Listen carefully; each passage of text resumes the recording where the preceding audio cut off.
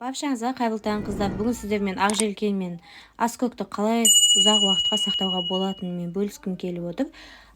Жаңағы укроп пен петрушка дейміз ғой.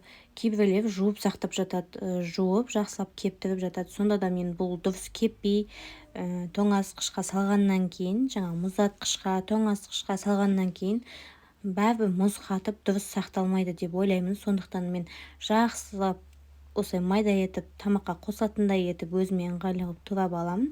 Содан соң аузы жақсы жабылатын целлофан пакетке немесе банкіге салып, қақпағын жақсылап жауып, тоңазытқышқа салып қоямыз. Сонда свежий күйінде дейміз ғой, кәдімгі свежий күйінде жақсы сақталатын болады. Кез келген уақытта тамаққа, жаңағы салаттарға алып пайдалана беруге болады. Егер сіздерге осы кеңес ұнаса, лайк басып пікір қалдыра кетіңіз және менің YouTube арнама тіркеле кетіңіздер.